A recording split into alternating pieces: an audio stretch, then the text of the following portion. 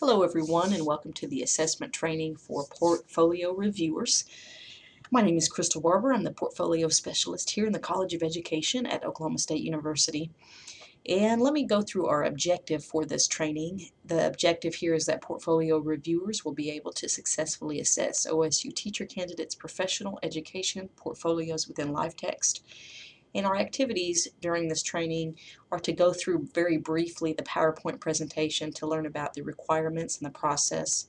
And we will assess at least one portfolio via LiveText.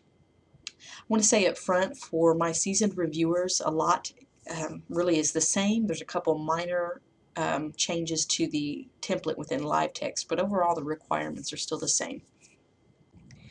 Okay, so let's start out with what is a portfolio. A portfolio is a collection of work and evidence of a student's progress toward becoming a teacher with opportunities to reflect on the process. Okay, so candidates will complete 3 submissions as follows. Submission 1, okay, this is the first portfolio submission and it must be successfully completed as one of the requirements for achieving full admission to the professional education program. Submission 2, this is the second portfolio submission and it must be successfully completed prior to beginning the student teaching or clinical practice internship. Submission 3, candidates will submit their portfolio a 3rd time during or at the end of their student teaching clinical practice semester. So again, these are the transition points for students. Submission 1 is admission to professional education. Submission 2 is the beginning of clinical practice, and submission 3 is certification. And a note here that completion of the portfolio is not a requirement for graduation, but it is a requirement for being recommended for certification to the State Department. So let's look at the basic portfolio requirements. There's 3 main areas. These are not specific to a submission, but these are specific to their portfolio. The first thing is credentials, the second thing is essays, and then we'll also look at artifacts. So here are some examples of credentials. For example, introduction page, academic honesty statement, permission to review portfolio, so on and so forth. Okay, the essays they'll complete are, during submission 1, they do 2. They do a professional goal statement and a first teaching philosophy. In submission 2, they don't actually have any essays per se, but this is where they will complete a lot of artifacts and a lot of caption pages. In submission 3, they have 1 essay, and that is their second teaching philosophy, which really should show growth and should bring in their internship and discuss how their internship influenced their first teaching philosophy.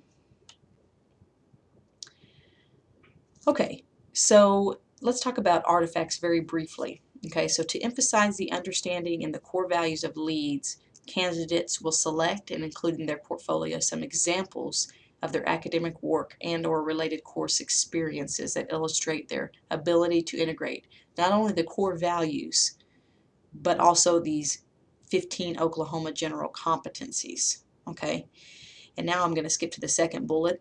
These artifacts will be parts of submissions 2 and 3. Each candidate must submit at least 1 artifact to cover each of the 5 OSU core values. And really, if you look at how academic and professional roles has 6 sub-values, it's really 10 core values, and then it's 15 Oklahoma general competencies. Okay, now I'm going to skip to the third bullet. And artifacts must include a caption page which identifies the artifact and tells why it was created and connects it to 1 or more of the OSU core values and the 15 Oklahoma general competencies. Here are the general requirements for each artifact. Okay, the first thing is that it must be included on the artifact list. It must have a caption page. Again, the caption page is really just an explanation of the artifact and why it was included under that particular core value, and also the connection to the Oklahoma general competencies. Okay, it must actually have the artifact itself. An artifact can be a lot of different things. An artifact could be a reflection, it could be a lesson plan, it could be a certificate of attendance, It could be a classroom floor plan. It could be a lot of different things. I think the bottom line is that it really shows evidence of that core value. Okay, which leads me to the next point. It must cover the 5 OSU core values. And again, that's really 10 if you look at that academic and professional roles. If you look at that, there's 6 sub-values. And the last thing it must talk about is one or more of the 15 Oklahoma general competencies. So those are the requirements there. Okay, here are the leads. Okay, L stands for leadership. E stands for ethics and professionalism. A is academic and professional roles. And underneath this core value, we have 6 sub-values.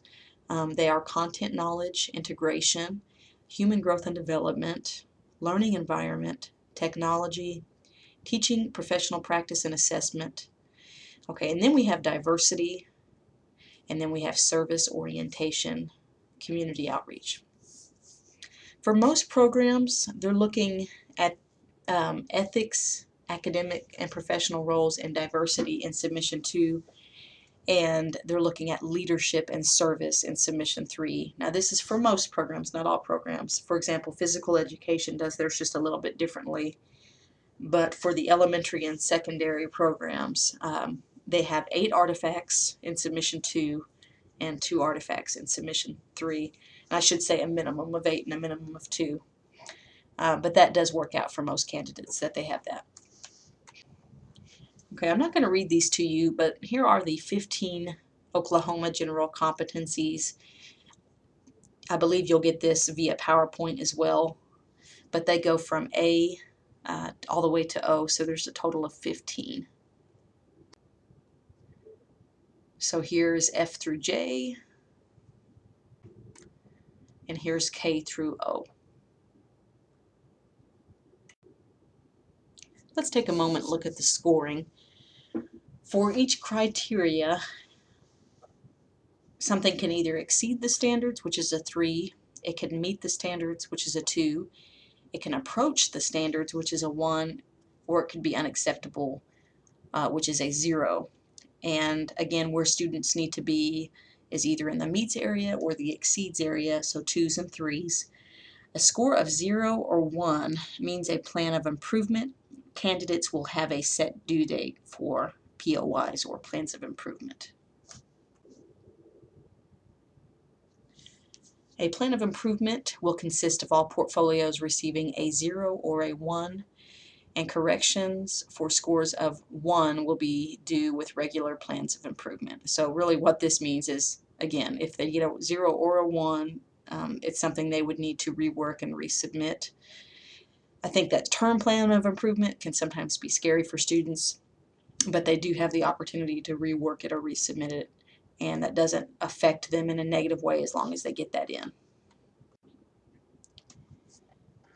When we're scoring the credentials, and again, a credential is something like the OGET score or their resume or the academic honesty form, we want to ask ourselves these questions. Has everything been submitted? Is it complete? Is it understandable? And does it cover the requirements? So on their credentials, these are really, if they're there and complete and understandable, then they're fine. If they're not present, then that can start to affect their overall score for each submission. So look at these things and make sure they're complete and understandable.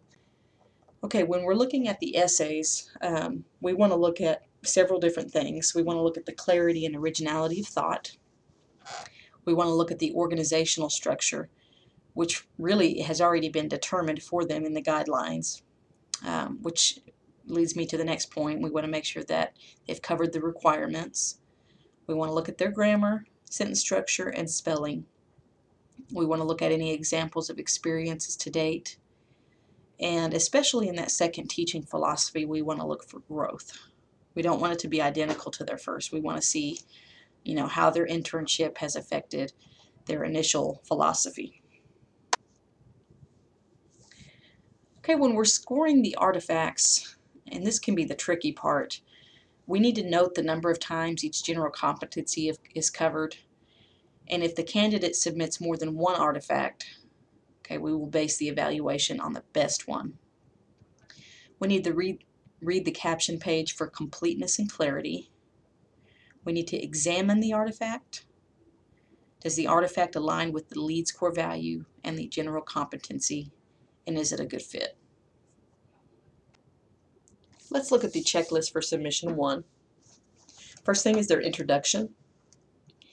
The next couple of items are forms they fill out within their live text template, and the first one is the academic honesty statement, and then the permission to review portfolio.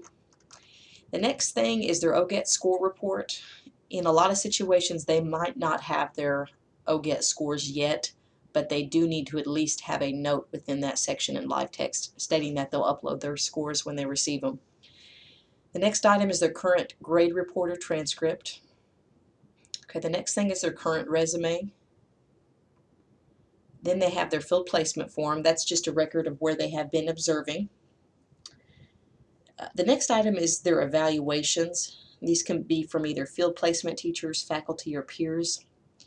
In most situations, elementary education majors should at least have one. Secondary education majors may not have any, and it's just a timing issue, but they should at least have a note within that area stating that they don't currently have any, but they will upload them when they receive them. And the last two items are their essays. The professional goal statement, and you want to look at those guidelines to make sure they're following that statement and how it's supposed to be written. And then the last item is their first teaching philosophy, and again, that has some guidelines that go with this essay. Let's move on to submission 2. Okay, in submission 2, we want to go back to the introduction. Sometimes they make changes to that and maybe make another comment as needed. We also want to look at their submission 1 documents and make sure if they made any comments like, I'll upload this when I receive this, that they actually did that. The next item is the current grade report and transcript. That's an update from submission 1, but it does need to be current.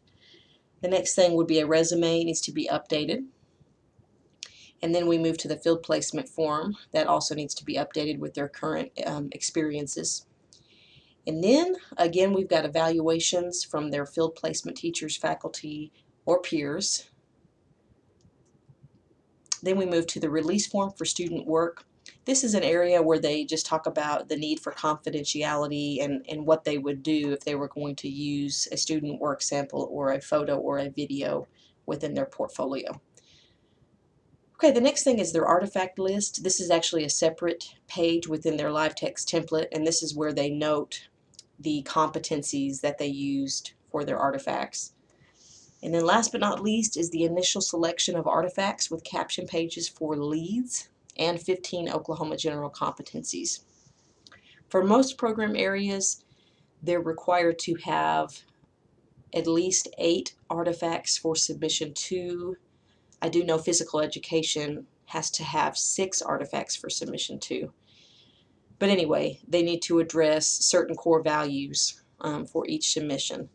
So again, check those caption pages, make sure they're aligned with those core values and also with the Oklahoma general competencies.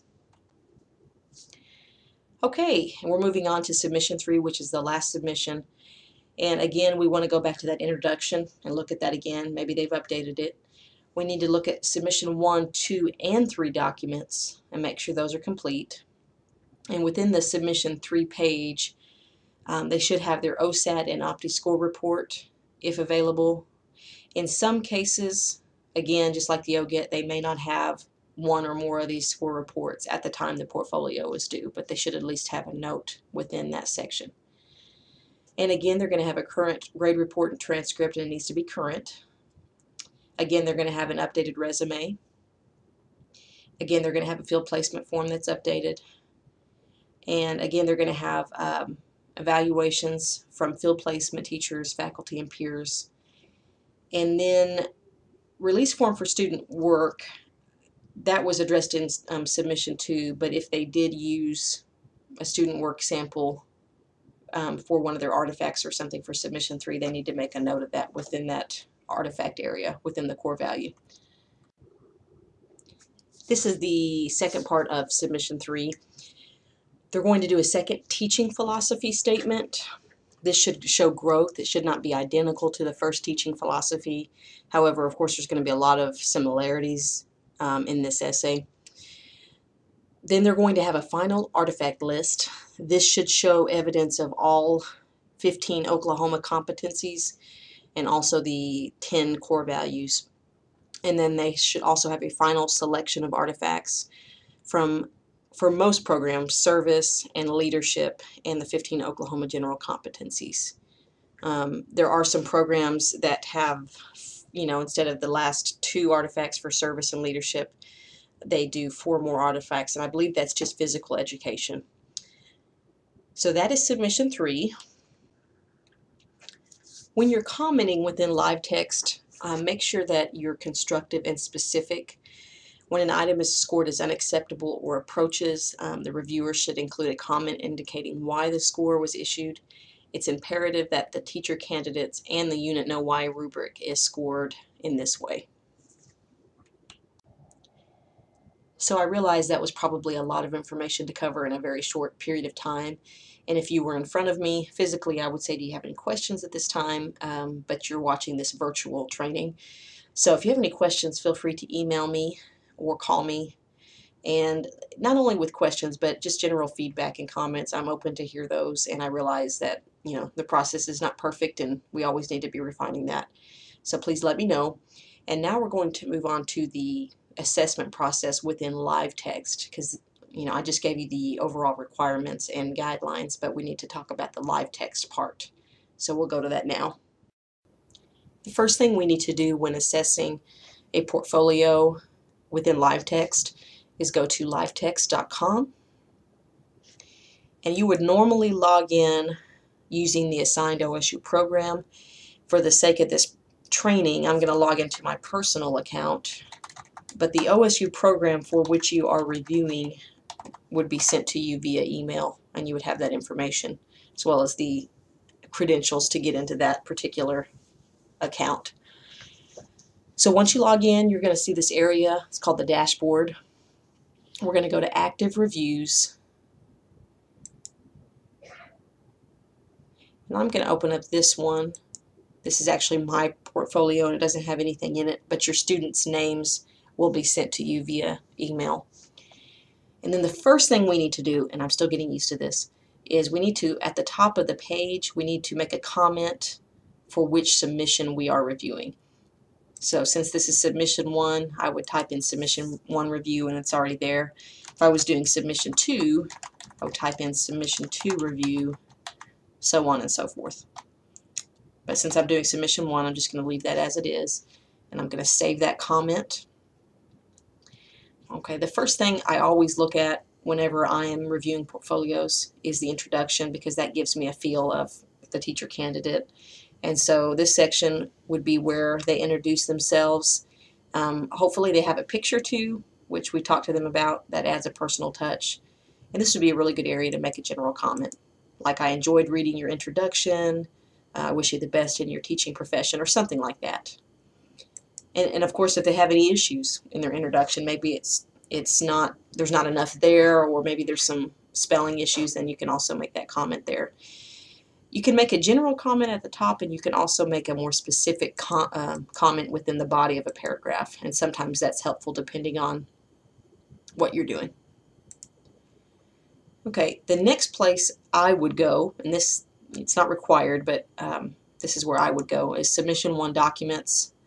And I would just scroll through all these areas and make sure they're all complete. Okay, so let's go back up. Okay, I would look at that academic honesty form and make sure the results are there. I would look at the permission to review portfolio, make sure the results are there. Of course, my results don't look right, but if they did it correctly, their name and their CWID and their program area should be there. Okay, I would look for the OGET score report. Again, if they don't have that, they should at least have a note stating that they'll upload those when they receive them. They should have their current transcript here. They should have a resume here. I encourage them to put both the text of the resume and also the Word document or whatever program they're using, because in many cases, sometimes the formatting gets off within live text. And so we don't want to hold that against them because it may not be their particular fault, but hopefully on their resume they've put both formats there. Then I'm going to look at the evaluations. They may not have one evaluation for submission 1. Hopefully they do, but some candidates do not, but they should at least have a note saying they've, don't have any evaluations currently, but they will put them here when they receive them. The next thing I would look at would be their professional goal statement. And just so you know, within their LiveText template, they start out with these guidelines written for them as a reminder to follow these guidelines.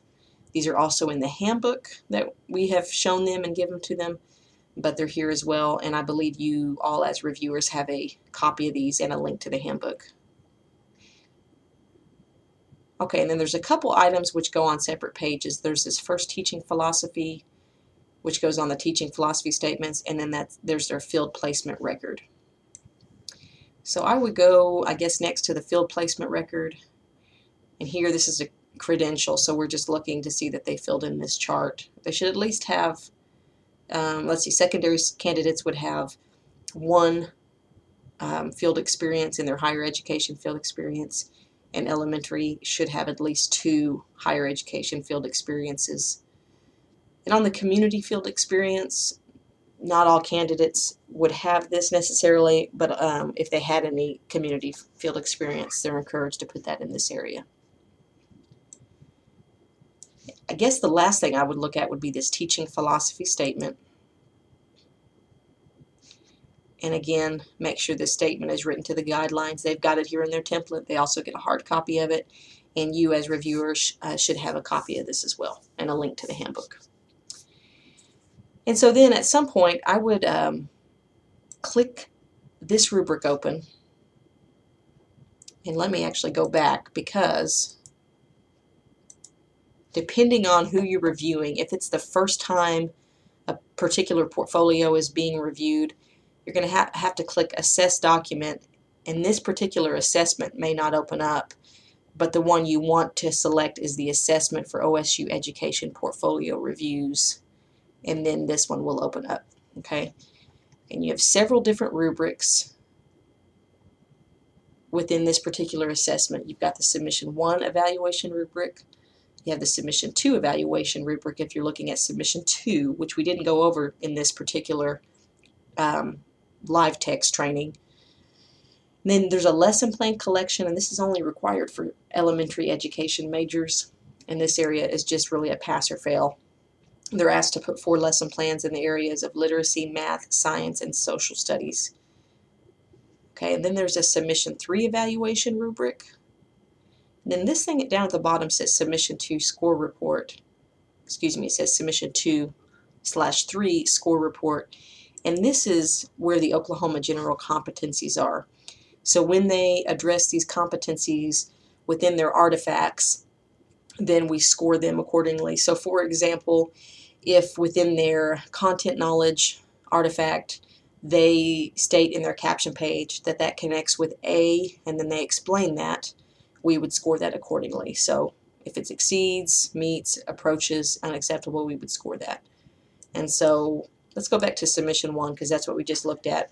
So for this particular portfolio, maybe I think the overall meets the requirement. But let's say, for example, let's say this particular student was missing quite a few things, like maybe they didn't have their introduction done, or maybe there was a lot of spelling issues or things like that. That would be when we could start approaching them in that overall area. Or maybe it's unacceptable. So score that accordingly. And then for the first teaching philosophy, we would determine where that falls, and we would score them accordingly. And then the same thing for the professional goals essay. And so after you've scored for each submission, again, we're just looking at Submission 1 for the sake of this training, we would go down to the bottom, and you can write a general comment for each submission. So let's say we want to write Submission 1 looks good, maybe keep up the good work. Okay, or on the other side, maybe they need to, rework Submission 1. So maybe we would say Submission 1, please fix grammar issues and resubmit. I hope I didn't have any grammar issues in the sentence there. Okay, and so then after those comments are written, and by the way, you can also write comments within each criteria on the assessment, as well as writing comments within the portfolio itself. So that's really to your discretion. Sometimes it's easier to see those comments on the rubric, and sometimes it's easier to see them within the portfolio. So after we do that, and we've written comments down here, the milestone will depend on how you scored them. So if they received a 1, which is approaches, you would put that milestone. If they didn't get any 1s or POIs, that would be their milestone. And the reporting type is always going to be official. Then you have a couple options down here on the bottom. If you're not done with the assessment, you can click Save, and then you can go back to it later and finish it. But if you're completely done and you're ready to save and submit, you would click this button, and at that point the students can log back in and they can view your comments within their portfolio and also the assessment. So that's all I have for this training. Again, feel free to contact me with any questions or concerns. Thank you so much.